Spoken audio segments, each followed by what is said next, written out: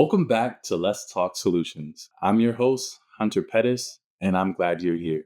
Today, we're diving into something that may have been a fond memory for many of us who grew up in or around the church, and that's camp.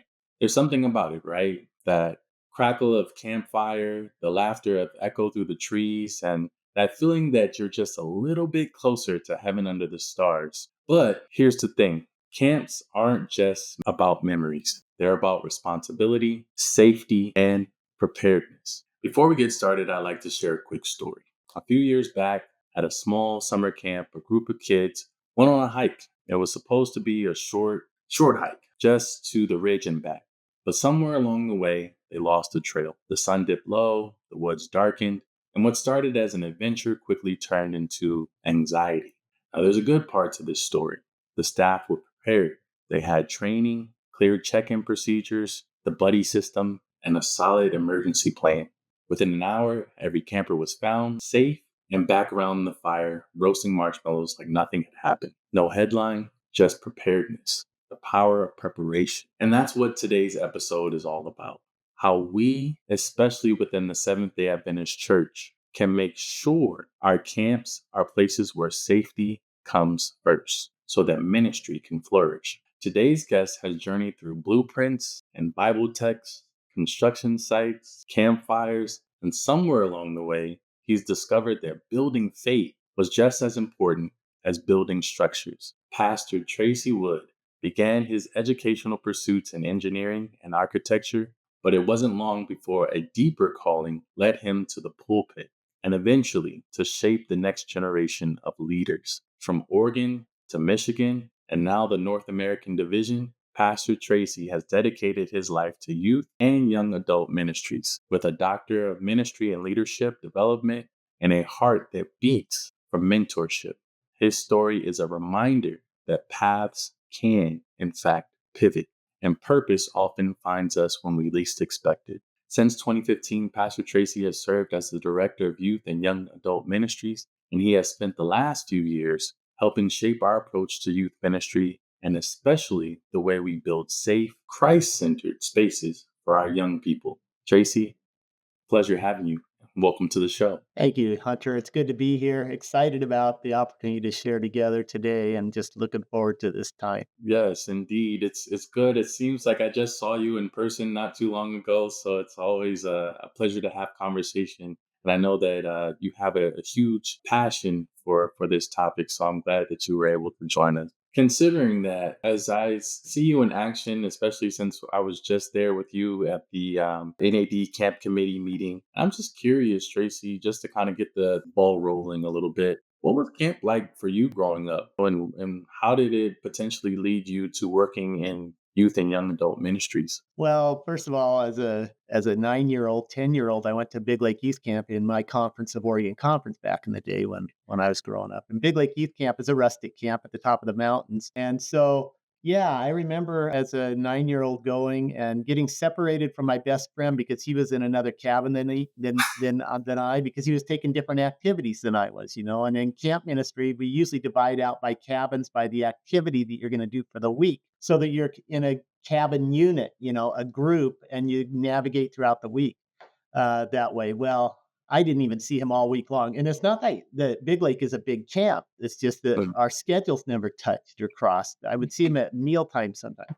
I was so homesick as a little kid. Man, I was homesick. I remember that I'd never come to camp again. The next year I didn't go when I was 10. When I was 11, my cousin, who's the same age as I, went, and we learned that, oh, you sign up for the same activities, then you can be with your buddies. So we did that. Man, it was the best week of my life. And then went to camp for, I don't know, 3 or 4 years after that. So yeah, as a camper, it was just good. My parents learned the camp system. The way most camps operate is you want to sign up for activities along with your friends, so you stay in the same cabin thing and you have that cabin experience, that cabin bonding. So yeah, but it was good. Yeah, absolutely. I think it was a fond memory for myself as well. I didn't actually go to the camp that was within my conference, but I went where my cousins went, which was down in Orangeburg, South Carolina. So spending some time there at camp, and it's just fond memories. Actually, we were reminiscing about it recently. So there's this just this amazing fondness and the memories that you share with people. It just Yeah. stays with you for a lifetime. So Yep. it's Sure amazing. does. As you've gotten older and continue to stick with youth and the young adult ministries, with camp in particular, why do you think it's such an important part of youth ministry today? Well, camp ministry is huge for a kid's life. Like you just shared, the moments you have in camp, they stay with you for life. And one of the things as we do camp ministry across our 60 plus camps in North America, we see them as sacred grounds, sacred spaces. Kids make lifelong decisions at camp that they don't in other places and spaces. They're out of their daily normal and Right. they're in a place where that's usually beautiful nature or incredible nature. I mean, that's just God's second book. You sense God in different ways when you're out in nature, especially if you're at a remote camp.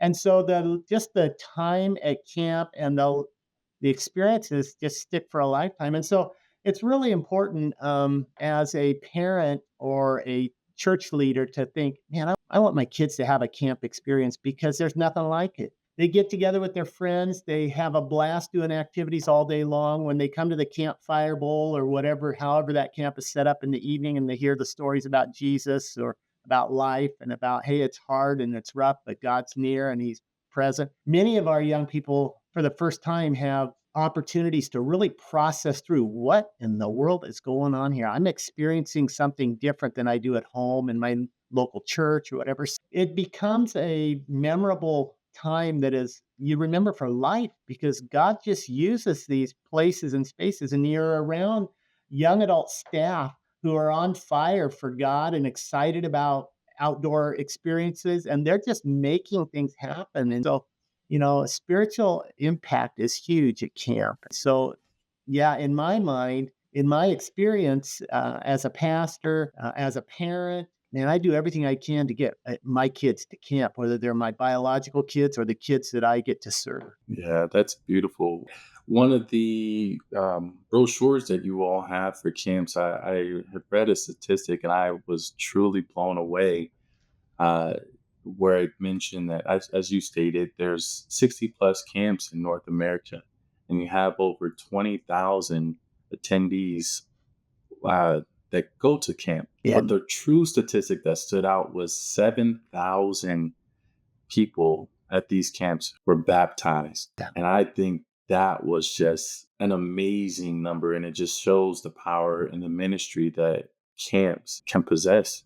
Yeah. And it adds to those memories. Yeah, every summer, our summer camps run strong, those 60 plus camps. A lot of camps, though, don't do baptisms at camp. So that's a small number. They'll do the baptisms when they get back home at their home churches. Some camps do a lot of baptisms, some don't do very many. It depends on the conference and the pastors in that conference and how they want to, whether they want to have kids make the decisions at camp and they come home for baptisms or actually have the baptisms at camps and pastors come to camp. So it's a mix all over. But yeah, 7,000 at summer camp baptisms last summer. And that's low. I mean, before the pandemic, when we had really high camp numbers, we were getting 12, 13, 14,000 baptisms happening at camps, big numbers of decisions for Wow. Jesus. I mean, big numbers. Now, of course, this is across all of our camps. We get more decisions for Jesus, our summer camps collectively, than any other place we get in the North American division in youth and young adult ministry. Summer camp ministry is the strongest impact in the lives of kids spiritually than any other thing we have. Wow, that's powerful. That's truly powerful and not to go unrecognized. So we talked about how fond of memories we all can share about camps and how big of an impact it can be from a ministerial standpoint. But of course, for our audience sake, we like to also touch on the safety aspects of it and keeping our individuals safe while they're at camp. And when it comes to safety, from your perspective, what are some unique challenges that you commonly hear at our camps? Oh man, you just nailed it. Safety is critical. That's number one. Mhm. Parents are giving their young kids over to the hands of young adults and camp staff for a week of incredible fun out in nature, away from the emergency room that might need to be accessed in case something happens. And it's Yeah. a high honor and it's a huge commitment to summer camp staff. I'm going to care for these kids and keep them safe. They're going to go home at the end of this week just as healthy or hopefully more healthy than when they came. So camp safety is massive for us, and it has to be the number one priority at every camp. And it is taking care of these kids, making sure that they are safe and that they're protected, well cared for, and knowing that the staff are the ones responsible for them, which are usually college students or post college students. We have a few that are academy or high school students, but they're not in supervisory roles, of course, unless they're over age 18 and taking care of the young people. Yeah, if you want to take the kids away from their devices for a week, you better ensure their safety a little bit. So, and that they have a good time doing it. What is something I think I already know the answer to this question, but just in some of the conversations that we've already had, well, what is something that you would love to see adopted or implemented in our camp ministries? There's a number of things in regards to safety. Of course, we have well, let me say it this way: every camp runs a staff training week, usually a week or maybe 2 weeks before camp starts. That's where they get their certifications, or they make sure that they have their certifications, like lifeguard safety, those certifications, waterfront safety trainings. We have horse or equestrian training certifications. And so, one of the things that's really important for us as we support the camps throughout North America is make sure that their certifications, that the camps are getting their certifications, their safety certifications they need, and doing that in their staff trainings ahead of time. We have an online camp safety course that we have developed over the last couple of years that many of our camps are using, that they share with their staff before they even show up for staff training week, so that they can already have front loaded or preloaded some safety topics, safety training pieces before they come to staff training. So, of course, background searches are, you know what Mm, they're called. I can't remember what they're called, the but screenings. yeah, background screenings are mandatory because they're employees of that conference or that camp. And so that, of course, is one piece of that. Bullying is another portion of that. How to prevent bullying, sexual harassment awareness training. So staff are aware of, hey, if there's some kids having some struggles somewhere, a lot of times they'll play out at camp. If there's something going on at home that's significant or severe, it'll play out at camp. And having our staff just have this awareness training and know what to do in case there's some situations where reporting needs to happen for the care of a camper or a kid. That's really important for us. So as we prepare staff, summer camp staff for that summer of camp ministry. So that's one thing that's pretty much already in place. You asked what else could be done. There's a couple of things that is really important that we advocate for all the time, and that is, again, camp accreditation through the American Camp Association. The American Camp Association is the accrediting body. It's not. It's a non-Adventist association. It's across North America. Well, it's across the United States, and they have safety standards and processes that camps prepare for, and then can actually have people come from the association and go through those safety procedures and make sure that everything is up to a specific standard. We have, out of our 60 camps, about 25-ish camps are ACA accredited. And we, of course, are always encouraging more camps to do that. It's a lot of work, but it's worth it in the long run because that helps camps just be up to par on every safety aspect there may be for their camp. Yes, the American, so that ACA, American Camp Association, it is pretty intense, but it does keep us in line with the national standards when it comes to camps. And I think it does a good job of, creating those parameters and allowing for some guidelines for safety for the campers and the camp staff throughout the summer. So I do know that that's a passion point for you. So Yeah, it is. I'm glad that you brought that up. Yeah, and I will mention also in our Canadian camps in Canada, they are required to follow the Canadian accreditation for each province. Each province has its accreditation, and so in Canada they're required to have that, which is, in my opinion, really good. Yeah.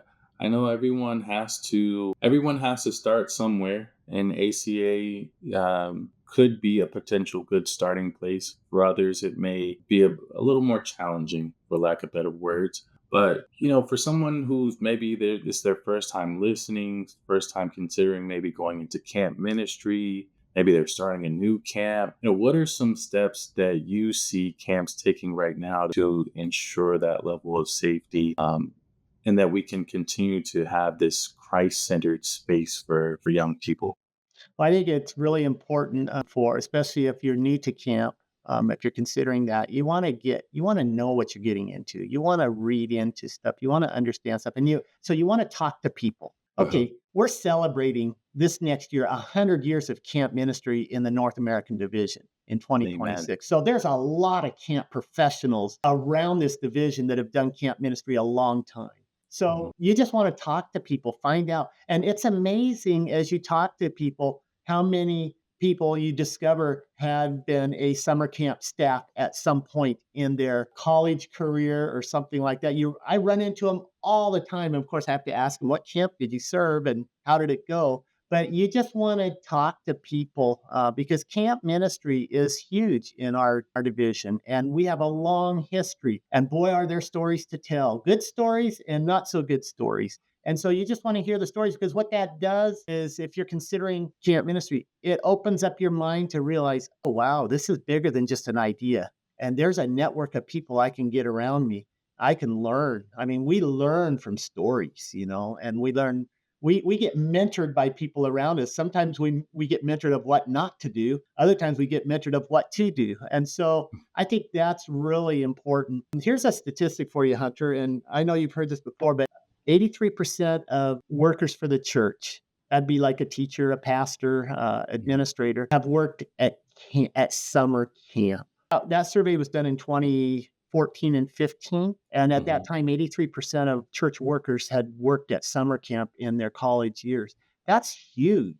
So It that's why I is. say you start talking to pastors or teachers or employees of the Seventh-day Adventist Church. Many of them have had summer camp experience as a staff person helping young people know Jesus. Yes, I can firmly say that I'm a part of that 83%. I did spend a summer or two working at camp, and I enjoyed it just as much as my experience as being a camper. So, with 100 years, there's no shortage of experience. There's no shortage of a network of individuals out there to assist in the process and to give you some level of guidance. With that, I guess, are there any practical examples or experiences that you can share with our audience where you've seen a situation benefited from a culture of safety? Because I know sometimes you go to camp and you're like, oh, I don't want all these rules, and camp's meant to be fun, and I don't want to do this, that, but there's a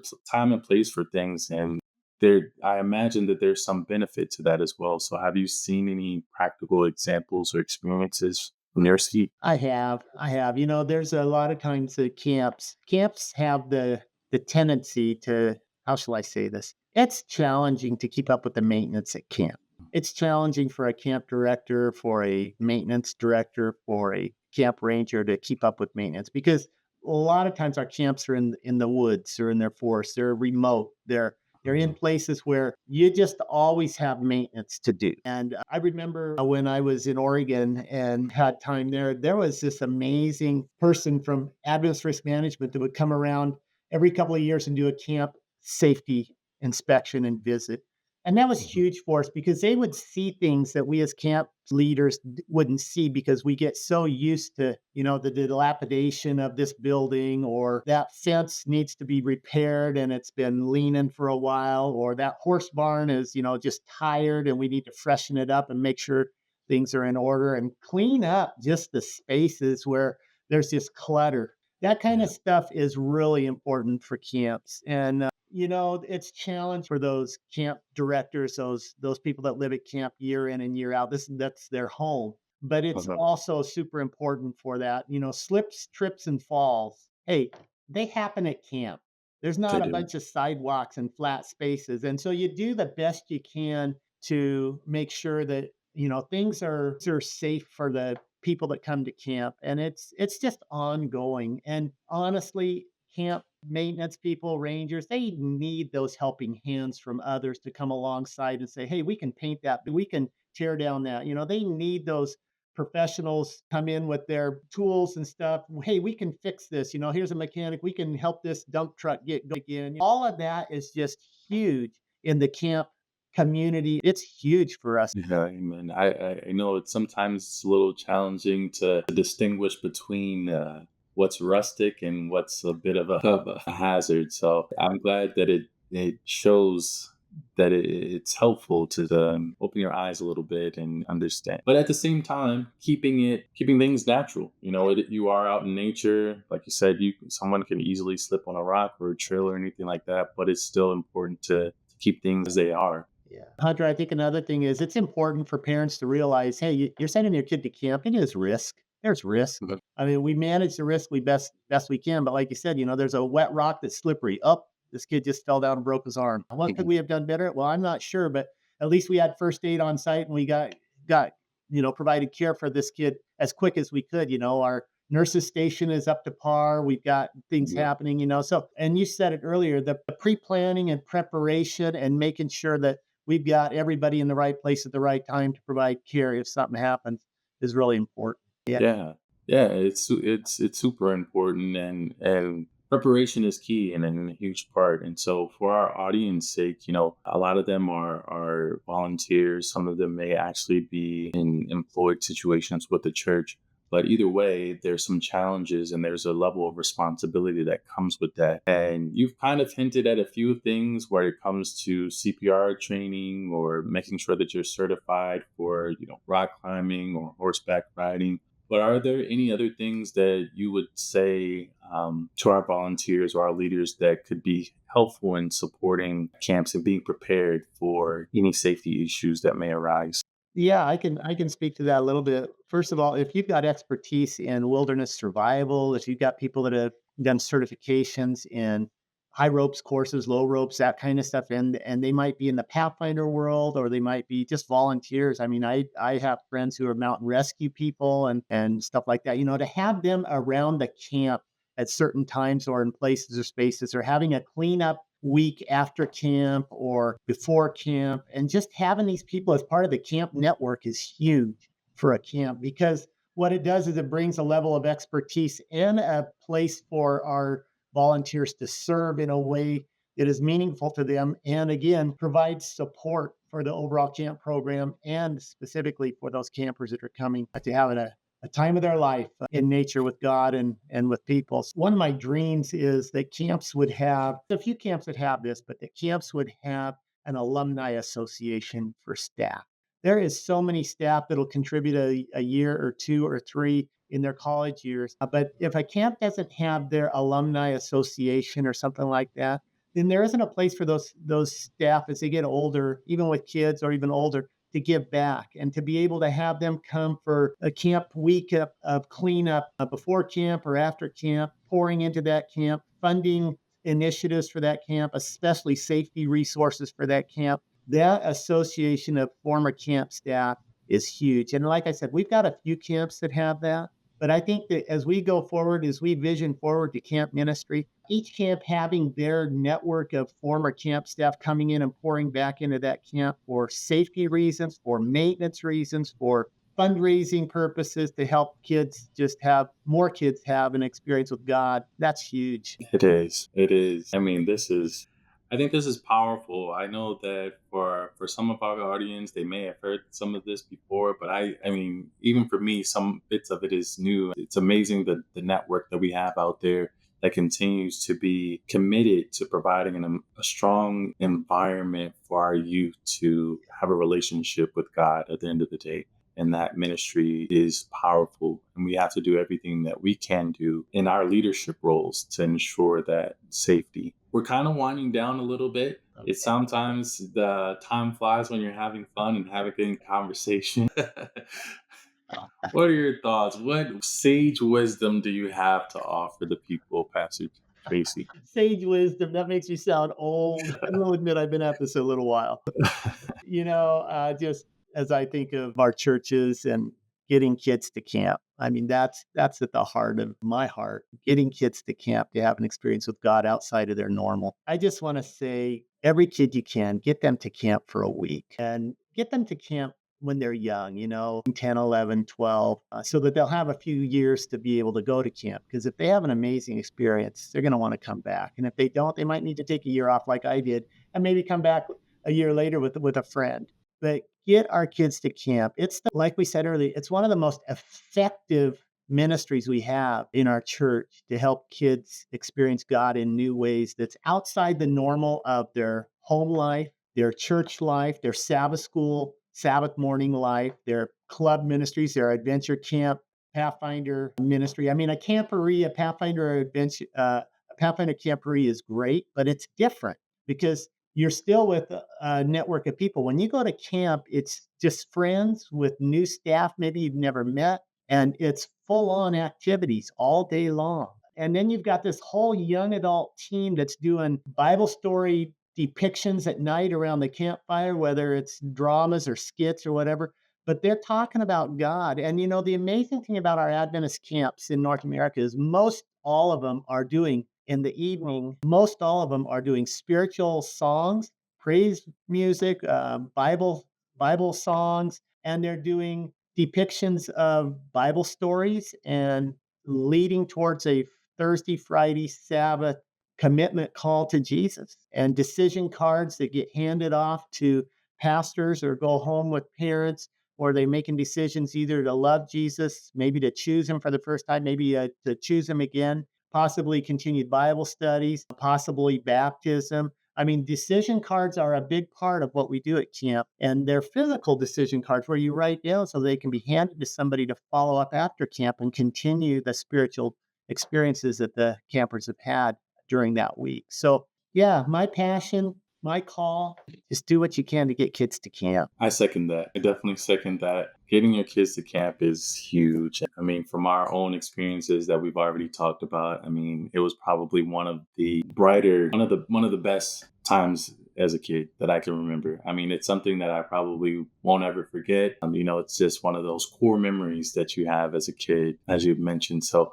I mean, I thank you for, I won't say sage wisdom this time, but I thank you for your ministry. I thank you for your time. I thank you for all the reflections that you've been able to offer our listeners. Thank you for being here and having this conversation with us and sharing your insight. Well, Hunter, I want to thank you for the opportunity, and I thank you for what you and Admis Risk Management do. We're close partners, and it's just really huge to have the opportunity to do ministry together. Agree, wholeheartedly agree. So again, I want to thank you for your time and just let our listeners know that it's not always about titles, but it's about showing up with purpose. So as we wrap up, let's remember that camp ministry is powerful and impactful. And this ministry deserves our very best, including our best efforts to keep everyone safe. Thank you all for listening. If you found any value in this conversation, please share it and leave a rating on Apple Podcasts, Spotify, or Amazon Music. It really helps others find us. You can also visit AdventistRisk.org and hover over our safety resources and click on Let's Talk Solutions podcast to watch or share any of our previous episodes. If you or someone you know serves in club ministry, we have a free new course designed just for you in our Risk Training Center titled Risk Management for Club Ministries. So also a really good resource that you can use in tandem with this podcast. In this course, you'll be able to dive deeper into some of the topics that we've talked about today, a little bit of child protection, emergency planning, and it will help you immensely in your ministry. So all of this is available for free on our website at AdventistRisk.org under the safety tabs. And while you're there, also check out the show notes from this episode, which we will include a camp inspection form and a link to sign up for our bi-monthly newsletter, solutions, and more. So please check them out when you have the opportunity. That being said, remember, faith and preparation aren't opposites. They're partners. Together, they help us honor God and navigate the risk of life with confidence. Until next time, stay faithful and stay prepared.